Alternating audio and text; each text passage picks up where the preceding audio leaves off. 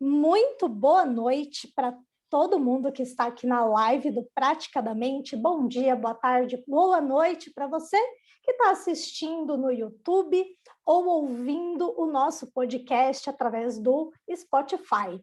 Hoje nós estamos aqui para mais uma live voltada para os hipnoterapeutas do grupo do Praticadamente e hoje estamos recebendo o Lucas Kane, que vai falar sobre a neurofisiologia da paixão e como superar términos.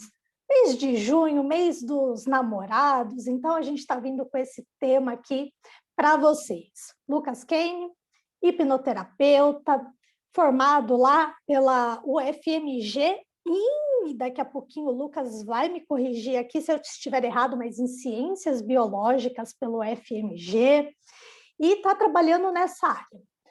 Um pouquinho antes do Lucas começar a falar aqui, eu já convido todo mundo para nos seguir no Instagram, @praticadamente_, e também o nosso canal do YouTube, onde vocês encontram todas as nossas lives antigas e também a live do Lucas, que vai estar lá daqui uns dias para vocês acompanharem. Lucas, seja muito bem-vindo, o palco é todo seu. Boa noite, boa noite, boa noite. Primeiramente, obrigado pelo convite. Sempre um prazer estar falando um pouquinho mais sobre neurofisiologia, neurociência, hipnose, terapia. São dos temas que eu amo falar. Então, vamos que vamos. Boa noite a todos, boa noite para todo mundo que está assistindo agora, para quem vai assistir depois, para quem vai escutar depois. Eu espero poder contribuir um pouquinho aí com o aprendizado de cada um, tá bom? Bom, como a Gisele falou, eu sou o Lucas Kane, eu sou realmente formado em Ciências Biológicas pela UFMG, que é a Universidade Federal aqui de Minas Gerais, também sou pós-graduando em Neurociências. Eu vou explicar um pouquinho mais sobre minhas formações para vocês daqui a pouquinho, e hoje a gente vai falar sobre neurofisiologia da paixão, né? E não só da paixão, na verdade, existem vários estados fisiológicos aqui que a gente separa quando a gente vai falar sobre como superar término, como lidar com ex-namorado, ex-namorada, como lidar com esse período de luto. Então, a gente tem, geralmente, estados fisiológicos distintos, dependendo do momento em que a pessoa está passando. E eu sempre prego um pouquinho dessa importância da gente entender a fisiologia humana além dos protocolos terapêuticos, né? Então, eu trabalho com hipnose clínica, sou hipnoterapeuta, mas gosto sempre de, além de entender as técnicas terapêuticas em si, entender um pouquinho da ciência que está por trás da fisiologia humana para que a gente possa estabelecer estratégias comportamentais mais adequadas. Então, vamos que vamos. Eu não sei se vocês costumam fazer alguma dinâmica diferente, mas por mim, quem quiser ir fazendo pergunta, pode ir deixando que eu vou respondendo também no chat, que para mim isso é tranquilo, tá bom? Vamos lá então, galera. Eu vou compartilhar a minha tela, porque eu preparei alguns poucos slides aqui, só para poder ir guiando a gente aqui na questão dos nomes, dos termos, das áreas do cérebro, né? Pelo que a Gisele falou, parece que isso também vai para o Spotify, então quem estiver só escutando não vai ter nenhuma perda, é só realmente para a gente poder ter uma orientação aqui nesse sentido e ficar um pouquinho mais fácil de acompanhar, tá bom? Vou compartilhar minha tela aqui agora.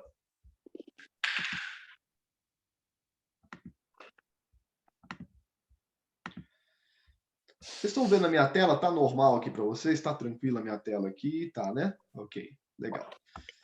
Então vamos lá, pessoal. Vamos falar sobre a neurofisiologia da paixão, como superar términos com a hipnose. Preparei alguns slidezinhos aqui para a gente falar sobre as principais alterações fisiológicas que acontecem no estado da paixão. Vocês vão ver como que existem aqui alguns correlatos neurais muito claros que a gente consegue fazer. E mais para frente começar a explicar um pouquinho sobre esse processo de término e como superar, como lidar com ele utilizando a hipnose. É claro que nesse período aqui que a gente tem de 1 hora, não tem como eu realmente ensinar a fazer um processo de terapia do início ao fim com alguém que esteja passando por isso, até porque eu sempre prego, vamos dizer assim, uma terapia sob medida. Então não existe receita de bolo, não existe um protocolo pronto para tratar ninguém, mas eu vou dar aqui alguns insights, algumas questõezinhas importantes de como é que eu abordo isso no meu consultório e que tem permitido resultados bastante efetivos nesse sentido, tá bom? Então vamos lá, neurofisiologia da paixão e como superar términos com a hipnose. Opa, aí, foi. Bom, me apresentando com mais detalhes aqui para vocês, então. Eu sou o Lucas Kane. Na verdade, meu nome é Lucas Xavier, caso vocês encontrem aí de outra forma, mas Lucas Kane é como todo mundo me conhece desde pequenininho.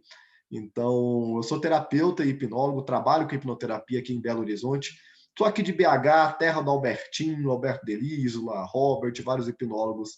BH foi um centro aqui que a hipnose no início da hipnose, tinham muitos hipnólogos por aqui, depois se dispersou um pouquinho, mas eu atendo aqui em Belo Horizonte, também faço atendimento online.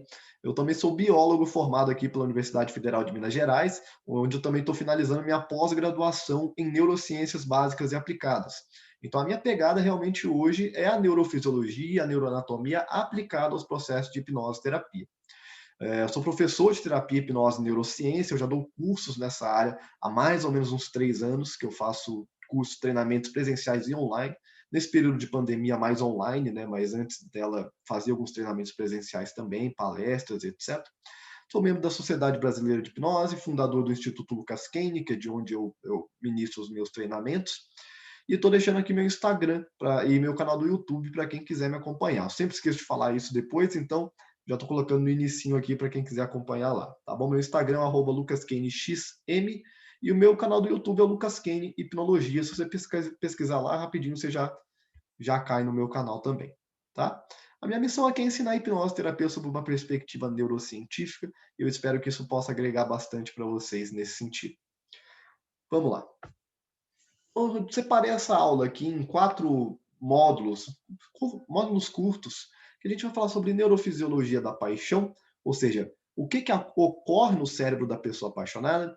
No segundo momento, falar sobre a neurofisiologia do que nos vídeos do Pedro Calabres, não sei se alguém conhece aqui, alguém conhece Pedro Calabres? Pode mandar no chat. A Gisele já falou ali que conhece. Pedro Calabres, ele fala bastante sobre neurofisiologia, ele fala bastante, inclusive, sobre esse termo. E esse termo neurofisiologia do amor companheiro eu trago dele, que é a forma com que ele costuma chamar esse segundo momento do relacionamento, vamos dizer assim. Ou seja, o que ocorre em relacionamentos mais longos. No terceiro momento, falar sobre a neurofisiologia do luto, ou seja, como o cérebro age no momento que tudo acaba, no momento da dor, e como que a hipnose pode ajudar os seus pacientes a superar términos, tá bom? Não só como a hipnose, vamos falar sobre algumas estratégias comportamentais também. Deixa eu ir me guiando no tempo aqui, senão eu falo sem parar e acabo me perdendo. Vou tomar uma aguinha aqui. Então, vamos começar falando sobre a neurofisiologia da paixão. Ou seja, o que ocorre no cérebro da pessoa apaixonada, tá? Então, galera, a gente tem, hoje em dia, assim, as pessoas têm falado cada vez mais sobre neurociência, tem ficado na moda falar sobre neurociência.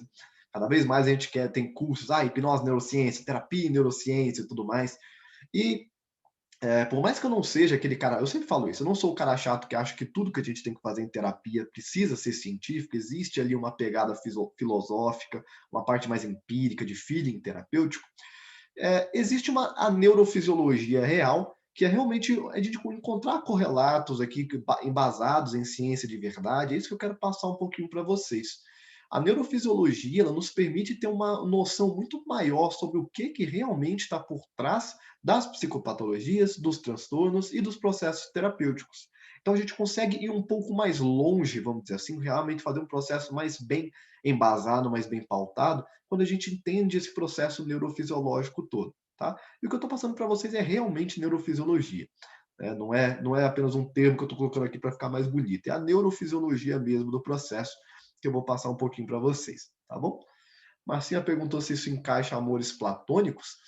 Sim, eu vou falar um pouquinho também sobre uma questão importante envolvendo lidar com cada estágio que o seu paciente pode estar. Porque talvez o seu paciente te procure em um momento que ele está apaixonado, e não só no momento que ele já terminou um relacionamento. Então, talvez você consiga fazer alguns links, sim, tá bom? E qualquer coisa pode ir perguntando. O que ocorre no cérebro da pessoa apaixonada, então, pessoal? Aí a gente tem que pensar que a paixão ela é um estado neurofisiológico. É um estado neurofisiológico claro, né? A paixão, ela tem toda uma beleza, a gente vê isso tudo nos filmes, nos desenhos animados, nas séries, né, na arte como um todo, ela tem toda uma questão filosófica, às vezes transcendental, que as pessoas costumam atribuir a ela, mas apesar de tudo, ela é um estado neurobiológico muito claro. A gente consegue encontrar correlatos neurais, ativações e inibições diárias, neurotransmissores, hormônios, muito claros quando nós estamos em um estado de paixão. Então não é só uma essência flutuante, a paixão realmente está no seu cérebro. E como assim a paixão é um estado neurofisiológico? Porque a paixão ela pode ser definida como um estado. E aí é que está. Como eu falei, existe toda uma beleza, eu não quero de forma alguma tirar aqui a beleza da paixão. Na verdade, ela é realmente um estado muito bonito e muito que a gente consegue fazer vários correlatos artísticos aqui com a paixão em si. Só que eu quero passar para vocês, num primeiro momento, uma parte um pouquinho mais trágica do paixão. Ou seja, o que é que realmente pode tornar a vida de alguém muito disfuncional em um momento que ela está apaixonada. E essa primeira definição que eu vou passar para vocês, a paixão ela vai parecer uma coisa extremamente bizarra, assim, extremamente uma visão muito pessimista do que é a paixão, mas a gente vai escalonando isso aqui aos pouquinhos. Porque a paixão, de certa forma, ela pode ser definida como um estado hipermotivacional. E não só hipermotivacional, como também um estado de demência temporária, é um estado estressante e é um estado obsessivo-compulsivo. Tá? Se a gente fosse definir o que é a paixão, a gente poderia dizer que é um estado hipermotivacional de demência temporária com algumas características de estresse, compulsão e obsessão. Isso seria a paixão em si, aquele momento, aquela ardência toda que dá no primeiro momento em que você está com a pessoa apaixonada. Aquele momento intenso em que realmente você fala, olha, eu estou apaixonado por essa pessoa.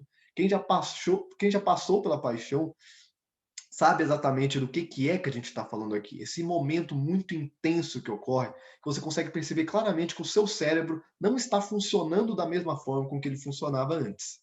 Então vamos destrinchar um pouquinho o que é isso tudo. O que é dizer que é um estado hipermotivacional, de demência temporária, e estressante, obsessivo, compulsivo. O que é isso tudo? A gente tem que pensar num primeiro momento, a primeira questão que eu quero falar com vocês são sobre os dois hormônios primários que vão estar envolvidos aqui na paixão.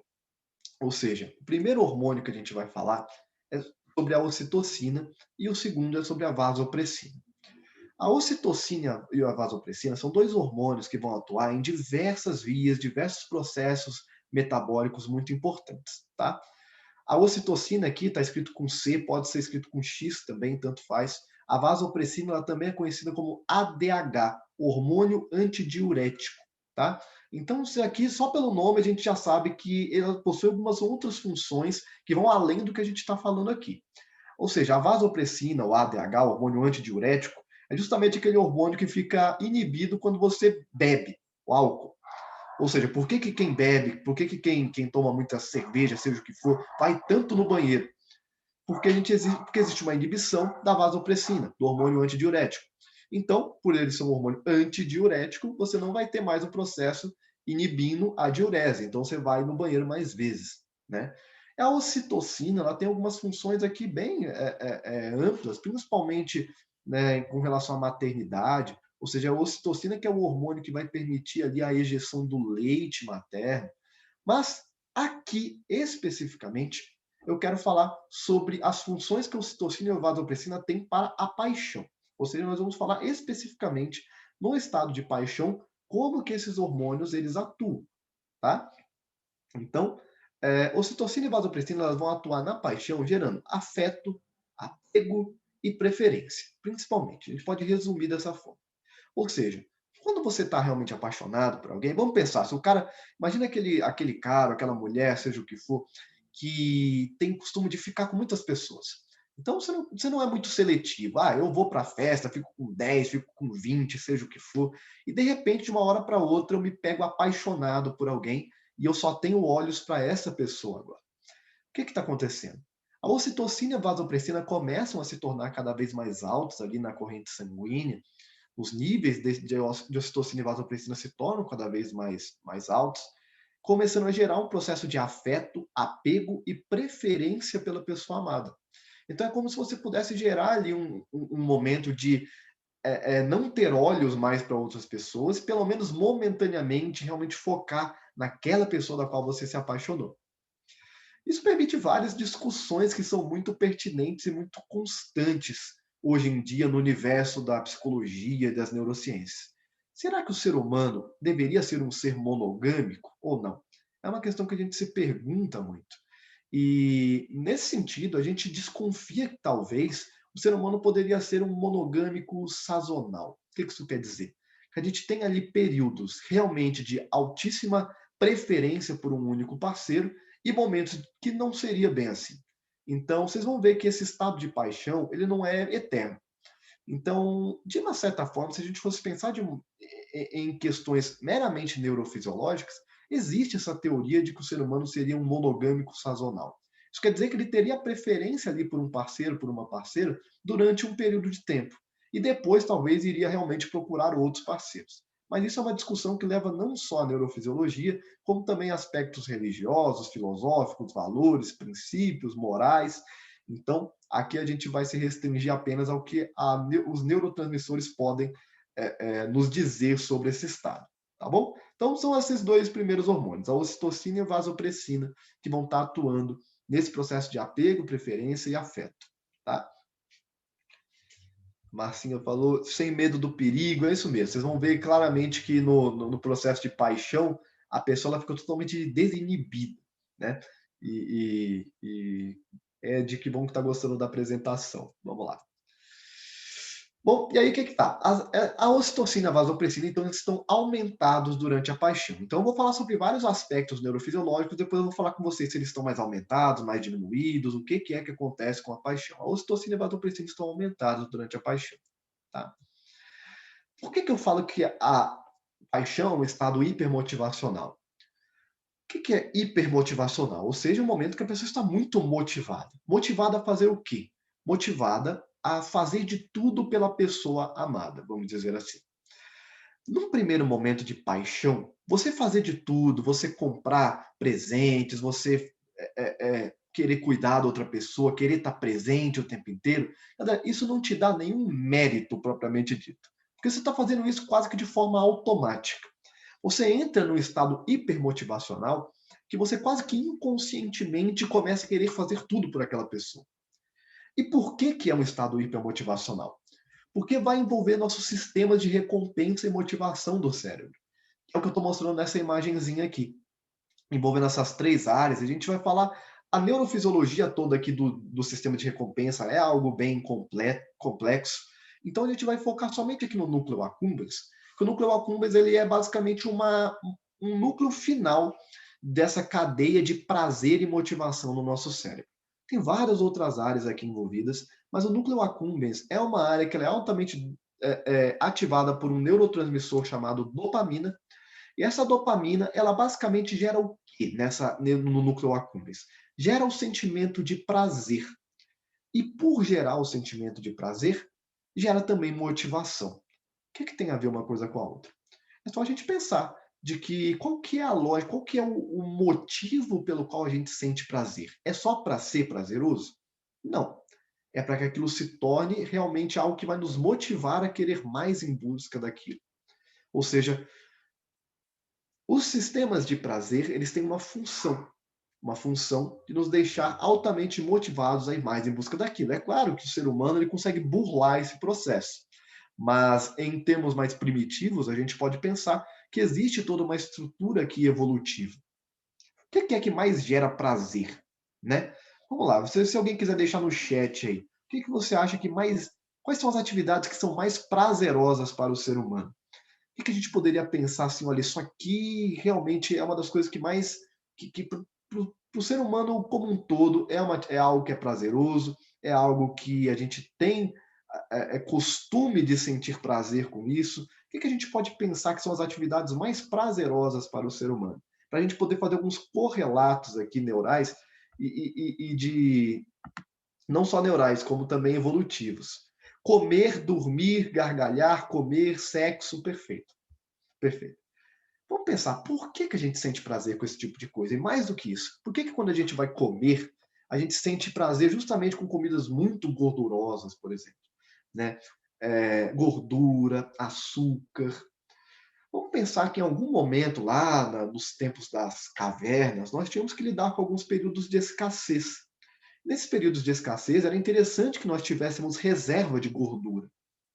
Então, nós sentimos prazer com esse tipo de alimento mais gorduroso, nos deixava motivados a ir mais em busca daquilo, então aumentava a nossa sobrevivência. Por que sexo é algo prazeroso, né? Relação sexual e etc. Simplesmente porque isso nos permitia, em algum momento, e nos permite até hoje, uma sobrevivência a longo prazo. O que é sobrevivência a longo prazo? É você repassar os seus genes à frente. É como se você tivesse uma parte de você sobrevivendo quando você passa seus genes à frente. Então, é um sistema motivacional. É um sistema que te traz prazer para que você fique motivado e mais em busca daquilo. E o que acontece então, pessoal? A paixão, ela é um estado altamente dopaminérgico. Ou seja, existe uma altíssima carga de dopamina ativando esses centros de recompensa, motivação e prazer do seu cérebro durante o estado da paixão. Então, o estado da paixão é um estado viciante. É um vício, assim como a gente pode pensar em drogas, cocaína, você realmente fica viciado naquela pessoa, no estímulo que aquela pessoa te traz. E justamente por você sentir esse prazer tão intenso em estar, que você fica muito motivado a querer por ela, para você poder ter aquela pessoa próxima de você. Então é basicamente isso que quer dizer um estado hipermotivacional. Porque é um estado que te traz muito prazer enquanto você está com aquela pessoa. E você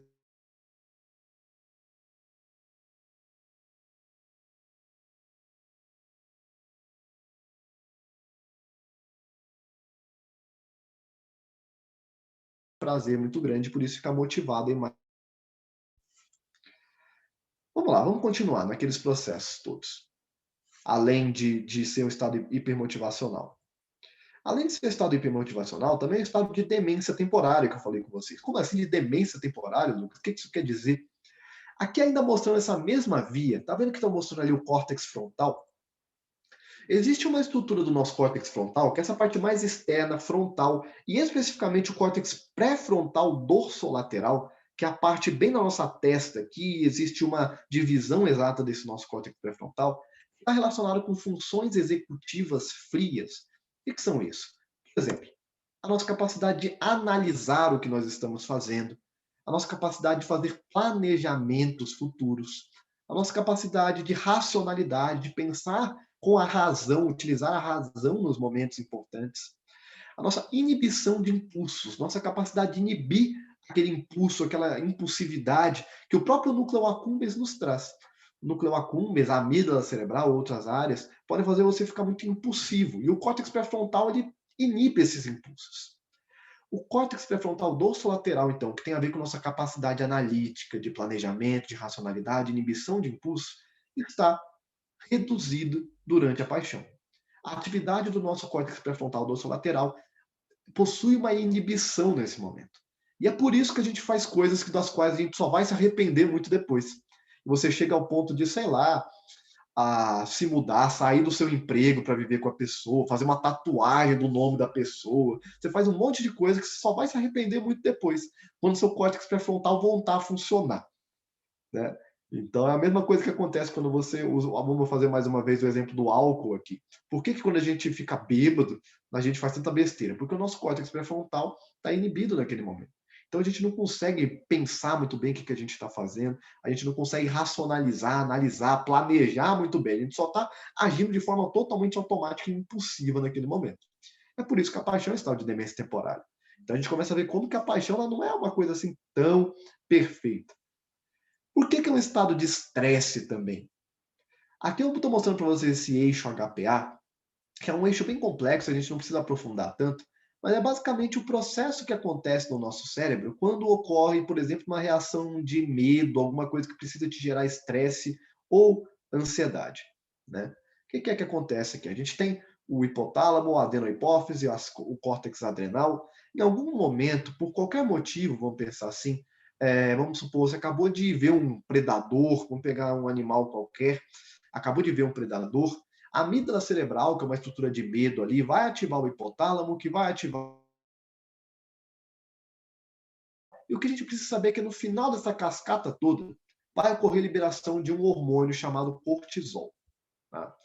O cortisol, então, é um hormôniozinho muito importante para a gente entender estresse. Por quê? O cortisol está envolvido primariamente com a nossa capacidade de vigilância. O cortisol nos mantém vigilantes, atentos ao ambiente externo, e ele está, então, envolvido com o nosso ciclo sono-vigília. Ou seja, se ele tem a ver com a vigilância, é justamente ele que vai se aumentar no momento do despertar. Então, quando você está dormindo, geralmente você tem ali uma alta de melatonina para poder dormir, e quando você vai acordar, então, você vai tendo ali cada vez uma alta de cortisol. Ele te mantém desperto e acordado. Só que em altos níveis, o cortisol ele vai gerar justamente estresse e ansiedade. Estresse, ansiedade, medo. Pessoas que têm transtornos de ansiedade, elas vão ter ali uma alta de cortisol nesses momentos de crises, por exemplo. Tá? E o que, que acontece? Existem altos níveis de cortisol na corrente sanguínea das pessoas apaixonadas. As pessoas apaixonadas possuem altíssimos níveis de cortisol. Não é à toa que você vai perceber que pessoas apaixonadas, quando elas estão com a pessoa amada, elas tendem a ser realmente super doces, realmente fazer de tudo pelaquela pessoa. Mas é ou não é verdade que às vezes aquele amigo, aquela amiga que está apaixonada se torna um pouquinho mais distante, mais chato, mais estressado com você?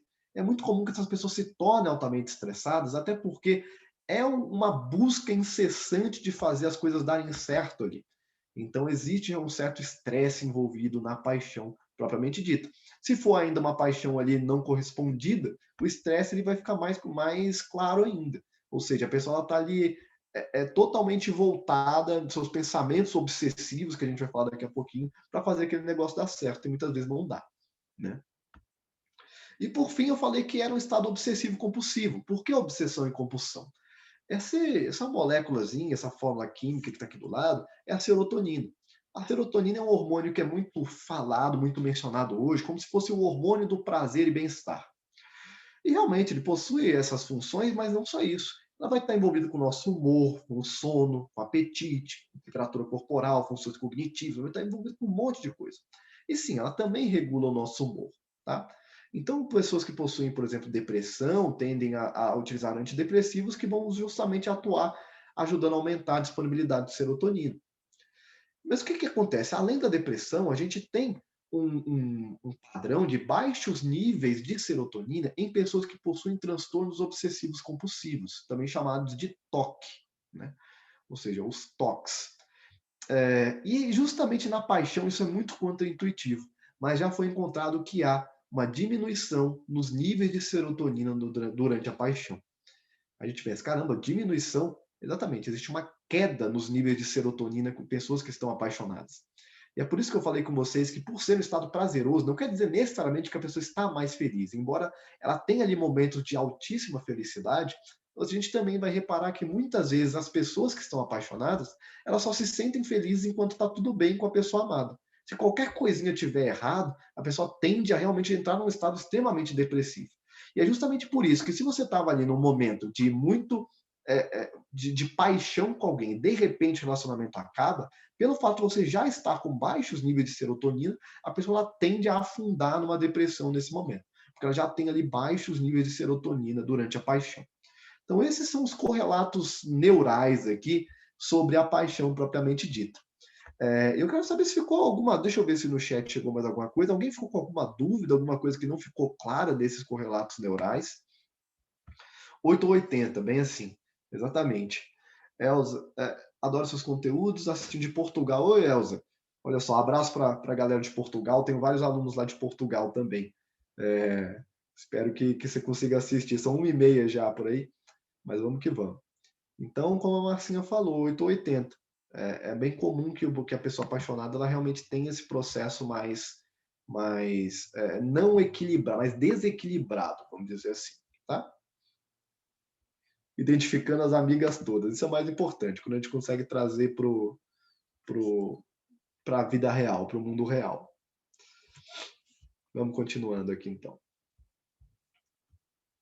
Resumindo, então, pessoal, aqui é só uma esquematização, tá? Isso aqui não está apontando as áreas exatas do cérebro, não. É só para a gente ter uma ideia aqui de ficar mais bonitinho. É estado hipermotivacional porque é um estado altamente dopaminérgico e envolve via de recompensa e motivação no cérebro. É um estado de demência temporária porque há uma inibição do nosso córtex pré-frontal e dorso lateral. É um estado de estresse porque há altíssimos níveis de cortisol e é um estado de obsessão e compulsão porque existem baixos níveis de serotonina durante a paixão. Tá? Basicamente, esse que é o resumo dos correlatos neurais que ocorrem durante a paixão propriamente dita. Lucas, achei muito trágico, achei muito terrível ver que a paixão é isso tudo. Não vai durar para sempre. Quanto tempo duram essas alterações? Alguém chutaria aí no chat, talvez, quanto tempo deve durar esses estados neurofisiológicos da paixão? Durante quanto tempo a pessoa vai ficar com esse tipo de alteração? Será que é para sempre? Será que é durante uma semana? Será que é durante 10 anos? Quanto tempo será que isso acontece? Será que a gente consegue chutar alguma coisa? Se ficar na relação, é bom.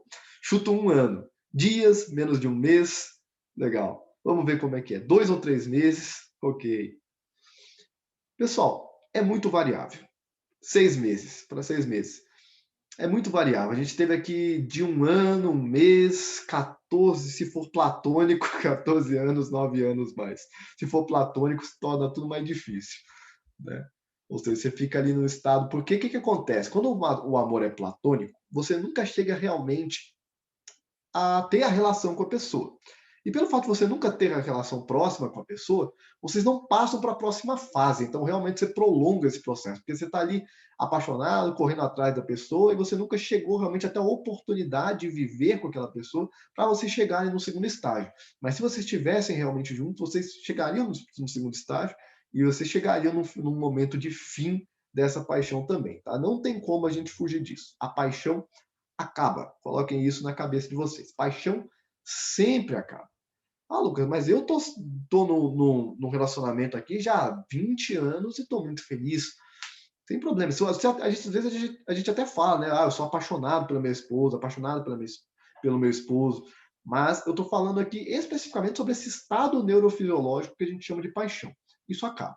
Esse tipo de correlação neural acaba. Quanto tempo, pessoal? Varia muito de quanto tempo que vai realmente levar. Mas a gente coloca como um prazo máximo 2 anos, tá? É o máximo que pode gerar um processo de paixão. É o tempo, vamos dizer assim, até a pessoa voltar totalmente a um estado normal do cérebro dela, de não ter mais nenhum resquício, vamos dizer assim, dessas alterações neurofisiológicas, no máximo 2 anos, podendo ser bem menos do que isso, tá? É por isso que existe uma frase que eu lembro quando eu era adolescente, escutava muito assim, quando eu estava namorando. Se durar mais de 2 anos é porque vai durar a vida inteira. Porque existe realmente essa correlação. Se você chega ali nos 2 anos de namoro, você vai começar a ter alguns problemas. Eu vou explicar o porquê. E aí a gente já entra nessa nossa segunda parte, que é a neurofisiologia do amor companheiro. O que acontece com os relacionamentos mais longos, então? O que começa a acontecer com a pessoa que ela já está há mais tempo dentro de um relacionamento? Lembra daqueles 2 hormônios primários que eu falei, que é a ocitocina e a vasopressina? Bom, a ocitocina e a vasopressina, elas permanecem, tá? Elas permanecem aumentando. E é por isso, essa aqui é a parte bonita, vamos dizer assim, a parte bonitinha que eu quero passar para vocês. Relacionamentos duradouros e bons relacionamentos duradouros, pessoas que realmente conseguem... um casal que se dá bem, que consegue se encontrar, que conseguem caminhar juntos, eles vão continuar cada vez aumentando o apego e o afeto, porque a ocitocina e a vasopressina, que são esses 2 hormônios envolvidos no apego, na preferência e etc., continuam altos ali. E continuam aumentando até que as pessoas se sintam tão apegadas umas às outras, a ponto de nem existir realmente aquela paixão, aquela coisa intensa. Mas a pessoa ela praticamente não consegue se enxergar mais vivendo sem a outra. Não é incomum que aconteça com muitos casais idosos, por exemplo, que viveram anos e anos e anos e anos juntos, de quando um falece, o outro falece muito próximo. Por que isso acontece muito? Porque por incrível que pareça, às vezes a pessoa ela se acostumou tanto a viver com a outra que existe toda ali uma liberação de cortisol, de estresse. É muito estressante ficar longe daquela pessoa que ela ficou por tanto tempo junto. Porque a ocitocina e a vasopressina criaram ali um apego muito intenso um com o outro, tá? Então, eles continuam aumentando. E é justamente nesse momento, então, que começa a existir um amor um pouco mais fraternal, vamos dizer assim. Um companheirismo cada vez maior. E se o relacionamento realmente perdurar, vai existir cada vez mais uma proximidade entre as duas pessoas. Né? Porém, todo o resto se modifica. Ou seja, por motivacional, o que vai acontecer? O sistema de recompensa e motivação ele vai deixar de ser ativado dessa forma. A relação deixa de ser um estado viciante. Então, aquela intensidade toda, aquele processo todo de querer ficar o tempo inteiro motivado a fazer pelo outro, isso cessa. Isso acaba por aí. E por que isso se torna um problema muitas vezes? Porque passa a ser necessário esforço para agradar a outra pessoa. Você não consegue mais fazer as coisas no automático. Você, às vezes, vai fazer coisas que você nem estava afim, mas você vai precisar se esforçar para agradar aquela outra pessoa, caso vocês queiram continuar juntos. E se por acaso vocês percebem, então, que vocês caminham em direções muito opostas, pode acontecer de vocês não conseguirem gerar um esforço necessário para estarem juntos. Vocês não conseguem se encontrar mais nesse momento. O que mais que acontece? Esse estado de demência temporária também acaba. O córtex pré-frontal dorsolateral, então, retorna à sua atividade normal. Você volta a ter sua atividade analítica, sua atividade de racionalidade, razão, planejamento, funcionando normal. O que vai acontecer nesse momento, então? Questionamento. Você vai começar a se questionar um monte de coisa que você evitou questionar no primeiro momento de paixão. E você vai começar a perceber que tem algumas coisas naquela pessoa que você não gosta. Tem algumas coisas ali que realmente não faz sentido para você. É nesse momento que um monte de brigas podem começar a acontecer no relacionamento. É um momento crucial, um momento crítico, porque muitos relacionamentos terminam aí. Quando o córtex pré-frontal começa a retomar a atividade normal e a pessoa consegue questionar, olha, isso aqui isso não é normal. Eu não quero que isso seja assim, isso não faz sentido para mim. E esses questionamentos, então, começam a acontecer. Sobre o estresse, pessoal, aqui tem mais uma parte bonitinha sobre os relacionamentos. O estresse, os níveis de cortisol, eles não só retornam aos níveis normais, como em relacionamentos duradouros e bons relacionamentos duradouros, existe uma queda nos níveis de cortisol. Ou seja, uma queda em comparação aos níveis anteriores à paixão. O que isso quer dizer? Quer dizer que pessoas que estão em relacionamentos mais duradouros, bons relacionamentos, tá? Não estou falando sobre um relacionamento tóxico, aquele relacionamento que a pessoa não queria nem estar ali. Bons relacionamentos duradouros, pessoas que estão em bons relacionamentos duradouros tendem a ser menos ansiosas do que pessoas solteiras e do que pessoas que estão apaixonadas em início de namoro. Elas tendem a ter realmente um processo de diminuição de ansiedade. Ah, Lucas, mas eu sou casado, estou num bom relacionamento e tenho ansiedade. Tem que entender que a gente está falando sobre uma tendência específica de uma questão específica. Tá? É uma tendência a você ser menos ansioso quando você está num relacionamento realmente estável e duradouro. Tá? E, por fim, esse processo de obsessão e compulsão, que nós já falamos também anteriormente, ele tende a cessar porque os níveis de serotonina retornam aos níveis normais. Tá? Então, você volta a ter a sua atividade ali de serotonina normal. Então, aquelas características de obsessão e compulsão se cessam a partir daí. Cessam os pensamentos obsessivos e a compulsão. Aliás, eu esqueci de definir, né? O que é uma obsessão, o que é uma compulsão. A obsessão seria basicamente pensamentos repetitivos que você tem sobre algo, e a compulsão seriam os comportamentos repetitivos. Então você para de ter aqueles pensamentos automáticos repetitivos sobre a pessoa e você para de se comportar compulsivamente querendo ir em busca dela, tá? Então são todos esses processos que acontecem na pessoa que chega num relacionamento mais duradouro. Ou seja, tudo vai voltando ao normal, as pessoas se tornam menos estressada. Se o relacionamento for um bom relacionamento, ela vai questionar muito mais, então pode ser que acabe o relacionamento a partir daí. A hipermotivação acaba, o super prazer acaba, a obsessão e compulsão acaba, mas o afeto e o apego continuam aumentando. E existe aí toda uma relação que vai sendo reforçada a partir de então. Beleza, Lucas, deu para entender tudo isso aqui sobre a neurofisiologia da paixão e tudo mais. E quando tudo acaba, então? E quando realmente o relacionamento chega ao fim, como que a gente vai lidar com esse processo? O que acontece com o luto? Porque quando a gente fala sobre luto, a gente vai logo pensar, a primeira correlação que a gente faz é sobre falecimento, sobre quando um ente querido morre. Mas luto, na verdade, é um processo de perda. É um processo que você percebe que algo que fazia parte da sua vida não faz mais. Você pode passar por um processo de luto até com um bem material. Eu tinha um carro, de repente eu tive um problemão aqui na minha vida, você vender o carro, vou passar por um processo de luto às vezes, porque eu não estou sem meu carro. Se você realmente tinha uma relação emocional com aquele carro. Né? E com a paixão, não é diferente. Você vai passar por um processo de luto se o relacionamento acaba. E quando tudo acaba, o que acontece? A gente tem que entender que a dor é real. Tá? É muito comum que a pessoa que está sofrendo por um relacionamento, a gente tem uma tendência a diminuir o sofrimento daquela pessoa. Tá sofrendo por homem, tá sofrendo por mulher, mas a dor ela é real. A pessoa está passando realmente por um processo de dor naquele momento. Ela é tão real que ela é fisiológica. As mesmas áreas do cérebro relacionadas às dores físicas podem estar ativadas em processo de dor emocional. Como assim, Lucas? Vamos pensar o que acontece no momento que você está sentindo dor. Essa área que está aí em verde na imagem é o nosso córtex somatosensorial. Essa é uma primeira área que ela mapeia a dor. Vamos pensar que você acabou de ter um corte no seu braço. O córtex somatosensorial é uma área primária que recebe o estímulo. Ele vai te dizer assim, olha só, tem alguma coisa errada lá no seu braço. Isso está mais para dor física mesmo. A dor emocional não vai ter o córtex somatosensorial trabalhando ali, não. Só que a área que realmente vai te gerar incômodo, você cortou seu braço, o córtex somatosensorial te falou que seu braço tem alguma coisa errada. Mas a parte que realmente gera incômodo está no seu sistema límbico. O sistema límbico tem a ver com nossas emoções e memórias. Existem duas estruturas aqui que eu quero mencionar elas, que são o giro do símbolo anterior e a ínsula anterior. Pessoal, essas áreas elas geram incômodo, geram realmente esse processo de, olha, tá me incomodando esse corte aqui no meu braço. Essas mesmas áreas são ativadas em processos de luto e de dor emocional.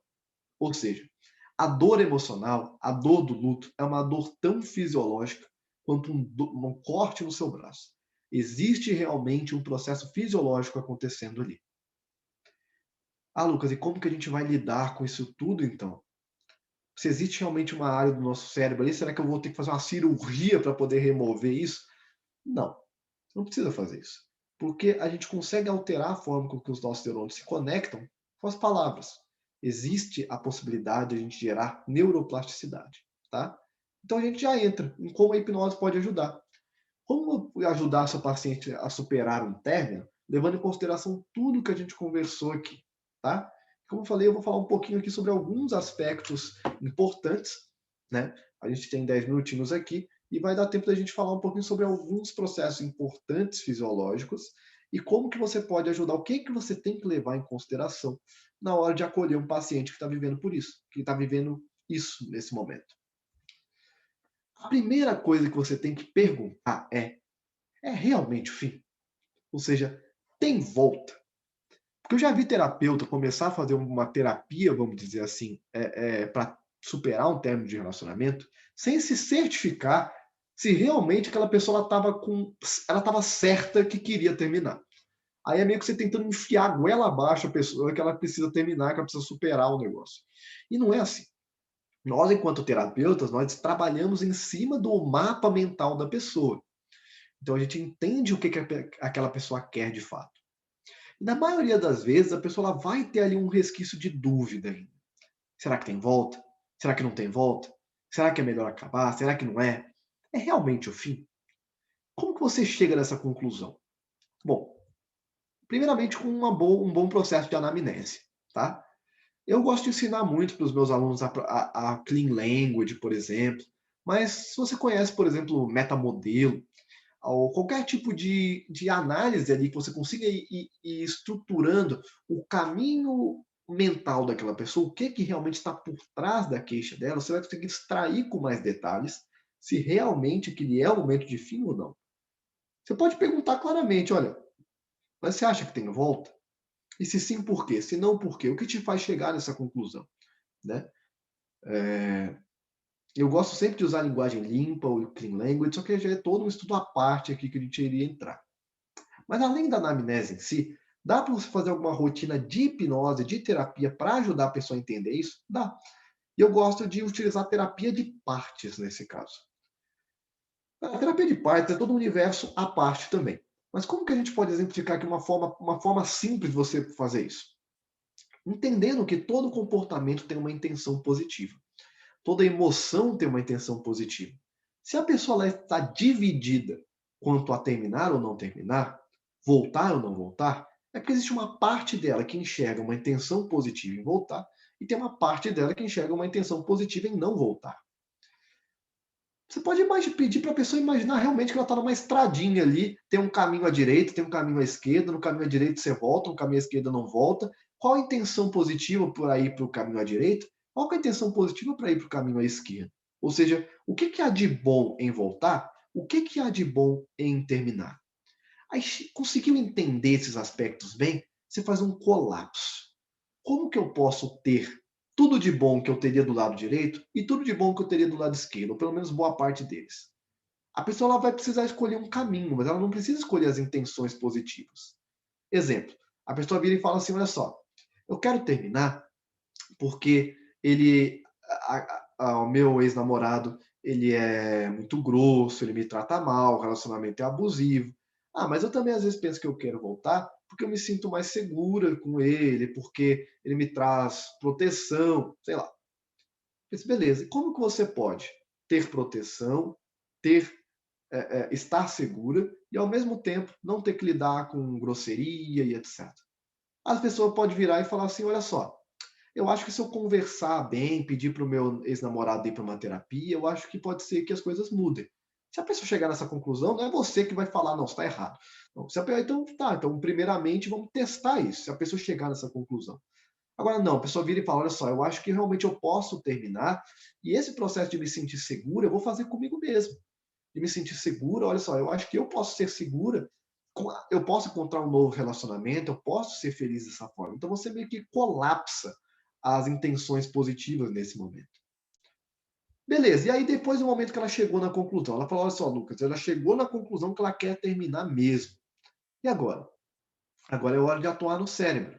Agora é hora de fazer o seu cérebro realmente ir enfraquecendo as vias neurais que foram criadas relacionadas a essa pessoa.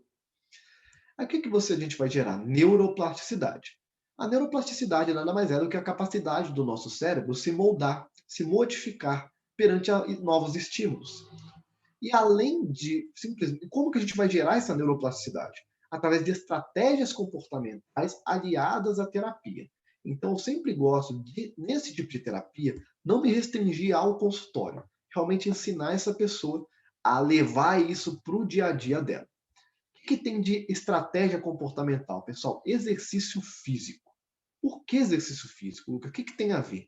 A pessoa está sofrendo por um amor perdido, vai puxar ferro. Qual que é a ideia por trás desse negócio? É simples. Na verdade, exercícios físicos, principalmente aeróbicos, tá? De intensidade moderada, vai levar duas questões importantes aqui. Primeiro, vai levar à liberação de alguns neurotransmissores que vão ajudar ela a lidar com esse momento de luto, de perda. Principalmente a endorfina. A endorfina, ela é liberada em momentos de atividade física aeróbica e ela inibe a atividade do giro do símbolo anterior, que eu falei que é aquela área ativada em momentos de dor emocional e de luto. Então, por um processo neurobiológico, você já está gerando mudança. Incentivar e ajudar aquela pessoa a praticar exercícios físicos. E além disso, porque querendo ou não, principalmente se você vai fazer um exercício físico com outras pessoas, nessa pandemia está um pouco mais prejudicado, mas é um momento ali também de rede de apoio. O que é uma rede de apoio? É estar em meio a outras pessoas que vão estar podendo gerar ali um momento de catarse, a pessoa vai estar realmente se sentindo acolhida, vai estar em meio, vai estar ocupando a mente dela ali, sem ficar sozinha com os próprios pensamentos. Então é uma rede de apoio importante, tá? Além disso, evitar se expor ao estímulo. Como assim? Evitar ficar olhando o status do WhatsApp da pessoa, evitar ficar entrando no Instagram da pessoa que terminou. Quanto menos contato você tiver com a pessoa que você terminou, melhor.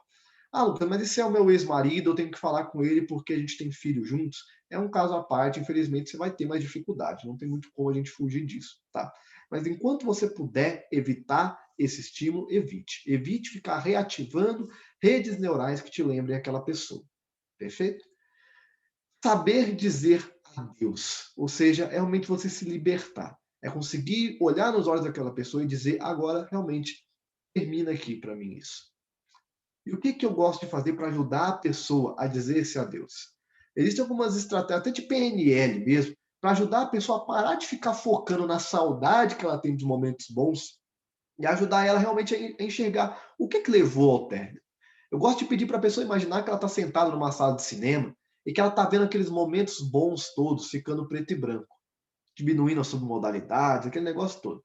E depois ver em cores vivas e alto e bom som todos os momentos ruins que levaram ao término. Para a pessoa ela parar de ficar focando na nostalgia e realmente entender, não, mas teve sentido esse término. E então desviar o foco dela para que realmente a possibilidade de ser mais feliz e ser livre a partir de agora, dizendo esse adeus. Então, eu sempre gosto de trabalhar nessa perspectiva da pessoa realmente desviar o foco, como o próprio Milton Erickson dizia, sair do transe tóxico, sair daquele processo de ficar focado demais, mas era tão bom, a gente teve momentos tão felizes, tá, mas também tiveram um monte de momentos ali que justificaram esse término acontecer. Então, no momento que você conseguir desviar o foco e perceber que, olha, eu posso ser muito mais feliz agora, eu posso ser livre, a pessoa começa realmente a andar com as próprias pernas, tá? Então, pessoal, foram alguns processos, alguns insights que eu queria passar para vocês sobre términos, sobre paixão, sobre neurofisiologia.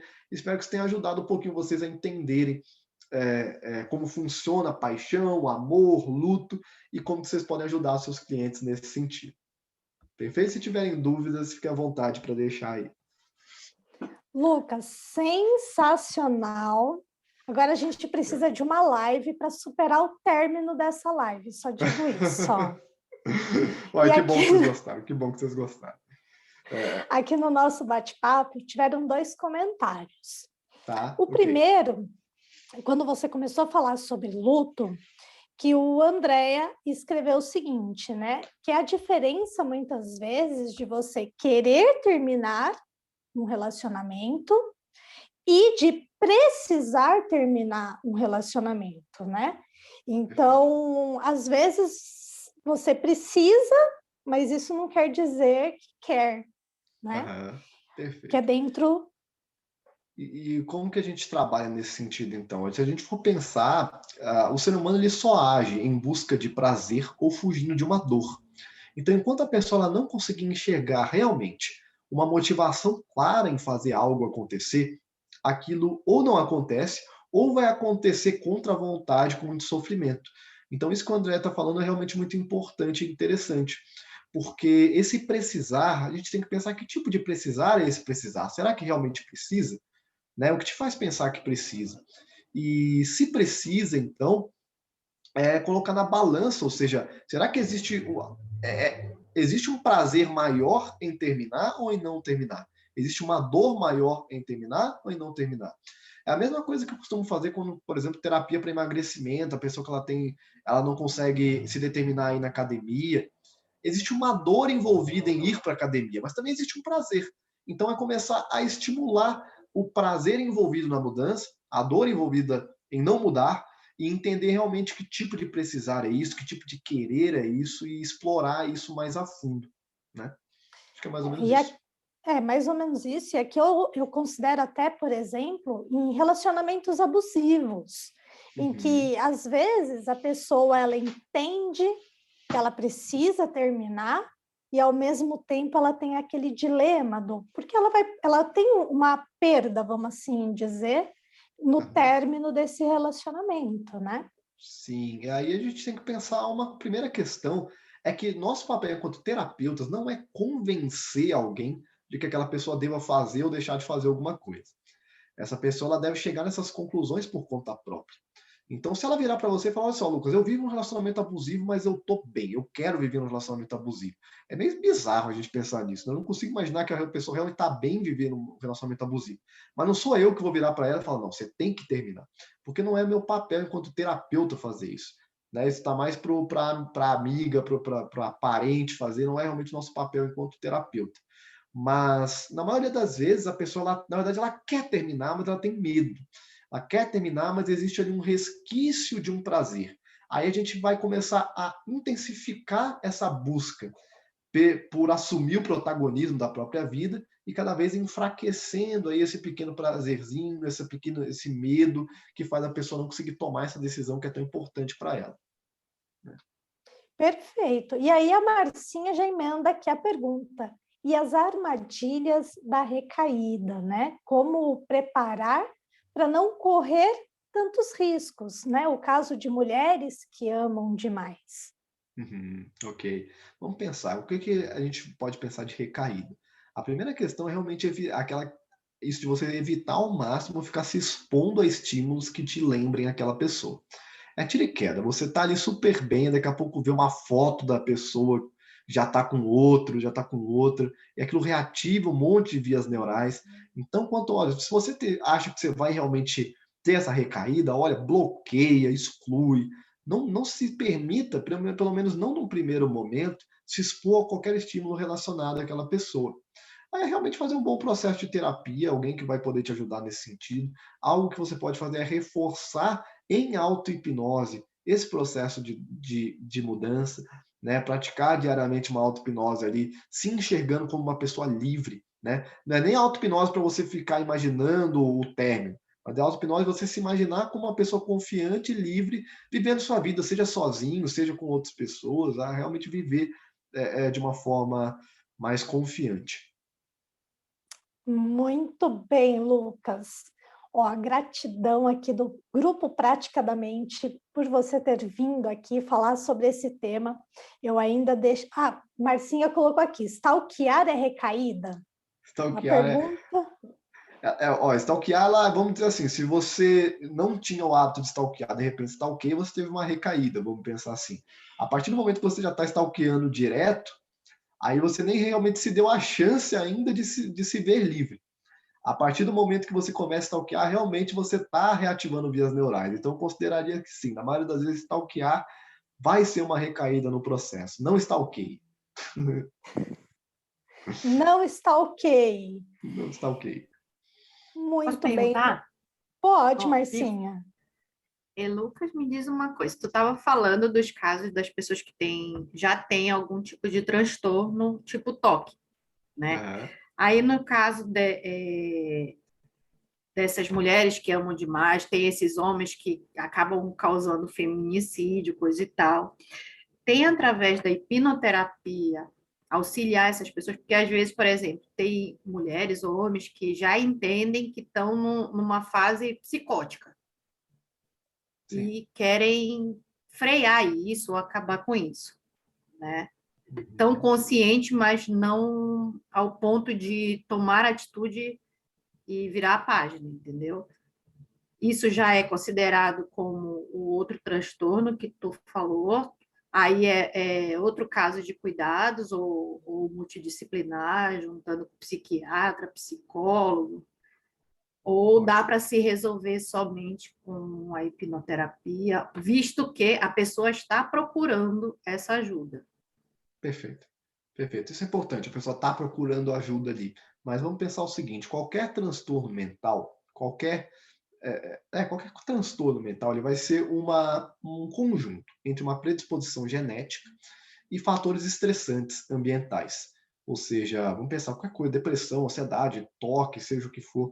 Na maioria das vezes a pessoa tem já uma predisposição genética, ou não, mas é um conjunto com fatores estressantes ambientais. É igual a gente pensar um copo d'água.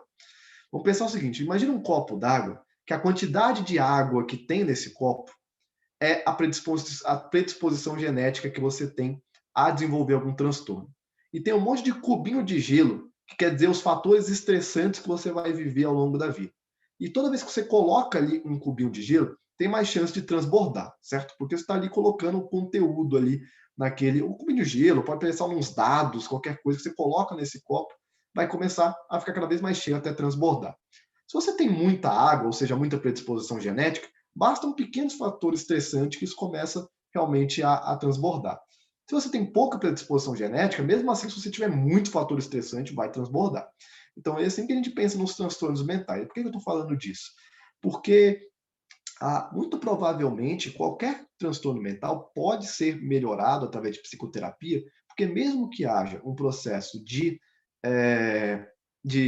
predisposição genética, por exemplo, a pessoa muito provavelmente passou ao longo da vida por fatores também estressantes que geraram ali algumas neuroplasticidades, alguns aprendizados, alguns condicionamentos que geraram, quem sabe, uma insegurança, ansiedades, enfim, dificuldade de se ver como uma pessoa livre, interdependência. Então, qualquer processo de psicoterapia pode ser utilizado. E a hipnose, ela é uma ferramenta para acelerar a psicoterapia. Então, a hipnoterapia ela vai entrar aqui também como um fator muito relevante. Lucas, mas vai precisar tomar medicação? Depende do caso. Isso é difícil da gente falar assim. Depende do caso, depende do médico que vai avaliar também. Isso é uma área muito subjetiva, muitas vezes. Mas a hipnoterapia, ela com certeza ajudar, ela pode ajudar. E aí que a gente vai pensar que num tratamento também da pessoa que ela está querendo lidar com isso, além da gente ajudar a pessoa a lidar com o término em si, a gente ajuda a lidar com todas essas questões prévias que a pessoa já tem. Então, muitas vezes a pessoa lá vem até você falando sobre o término, mas ela já fala que, olha, eu já fui diagnosticado com isso, já fui diagnosticado com aquilo, já tive problemas no passado, já passei por trauma. Aí você trabalha toda essa estrutura antes de começar a lidar com o término em si, tá bom? Gente, alô? Tá ouvindo? Tem gente assim que a gente ouve muito, eu tô errando no mesmo lugar, não sei que tanto que eu tô errando, aí os términos parecem ser tudo repetitivos. Sim. Essa parte também dá para ser trabalhada dessa forma, ou só a relação em si que a pessoa está trazendo para ti? Porque, de repente, nessa conversa com a pessoa, tu já descobre que já é um fator repetitivo que talvez nem ela tenha feito o link, né? Uhum. E o que acontece é que nessa questão de repetir muito, a gente pode ter várias questões envolvidas. E o importante é a gente pensar que se a pessoa passou já por várias experiências ruins com relacionamento, é que ela provavelmente já está criando muitos condicionamentos aí. Ela está ficando muito condicionada a se sentir insegura, a se sentir desesperançosa. Aí, ao mesmo tempo, você pode pensar, será que ela está atraindo esse tipo de relacionamento? Será que ela está tendo algum tipo de comportamento que atrai isso? Até pode, mas também pode ter sido um mero azar a pessoa ter realmente tido os relacionamentos muito ruins e aí ela vai criar uma crença depois que a culpa é dela, vai ficar se culpando depois pelo fato dos problemas. Então, o seu papel vai estar muito mais ali enquanto terapeuta de ajudar aquela pessoa a se enxergar como alguém livre, como alguém confiante, como alguém que pode ter relacionamentos muito mais saudáveis, independente de qualquer coisa. É interromper esse padrão dela por ela. Então, é ajudar ela realmente a se enxergar como uma pessoa confiante, que ela não necessita de relacionamento nenhum para ser feliz, mas ela pode ter relacionamento se ela quiser e se sentir satisfeita com aquilo. Tá bom? Acho que é isso. Muito bem, Lucas. Eu vou convidá-lo a falar um pouquinho mais sobre as suas redes sociais, embora você tenha dito já lá no começo, que você já põe no começo para a turma não esquecer, mas já vou te convidar novamente de você falar sobre as suas redes sociais, seus projetos, seus trabalhos, né? Fica aqui um tempinho agora para você apresentar seus cursos e convidar todo mundo do Praticadamente. Ótimo, ótimo, obrigado. Então, o que acontece? O meu Instagram é @lucaskenixm, @lucaskenixm, as letras XM, tá? Tudo junto. Kane se escreve com Kane, tá? Para quem nunca viu por lá. Então, tem meu canal do YouTube também, que é o Lucas Kane Hipnologia. São as duas principais redes que eu utilizo hoje. Com relação a cursos, eu tenho alguns treinamentos online, que são treinamentos totalmente voltados a entender terapia e hipnose sob uma perspectiva muito bem embasada. Então, eu tenho meu curso Destrinchando a Hipnose, que é um curso de hipnose propriamente dito, não é um curso de terapia, mas você aprende toda a teoria, toda a estrutura, toda a ciência, toda a história por trás da hipnose. São mais de 100 videoaulas lá, bônus, é um curso realmente muito completo, que ele é vitalício, ou seja, ele fica lá para quem quiser se inscrever. Você entra lá no meu site, se você entrar no meu Instagram, é só você ir no link da minha biografia que você vai ter acesso aos meus cursos. Eu tenho um mini curso de hipnose ericksoniana também, tenho algumas mentorias que eu abro de vez em quando sobre terapia. Então, quem quiser saber mais sobre os meus treinamentos, pode me chamar lá no Instagram ou entrar lá no meu próprio link da minha biografia, que já tem acesso a alguns dos cursos que já estão disponíveis por lá. A princípio é isso. Também atendo aqui em Belo Horizonte, não sei se a gente tem aqui pessoas que se interessam por fazer terapia ou pessoas que vão poder escutar isso depois, mas precisando de qualquer coisa, o meu Instagram é só me chamar lá no meu direct, tá bom? Muito obrigada, Lucas, pela sua presença aqui, por ter brindado a gente com esse conteúdo realmente fantástico. Agora a gente vai superar o término dessa live de verdade. Eu não sei os outros aí, mas eu estou indo superar isso já já. E assim que pudermos, eu ainda quero aquela live de vícios lá que a gente começou a conversar e mudamos o tema. Então, se daqui a um tempinho você puder voltar e trazer aquele tema, tenho certeza que todo mundo aqui vai amar. Muito obrigada pela sua presença e também me despeço de todo mundo aqui do Praticadamente e nos vemos na próxima segunda-feira. Até mais, gente! Valeu, obrigado, boa noite.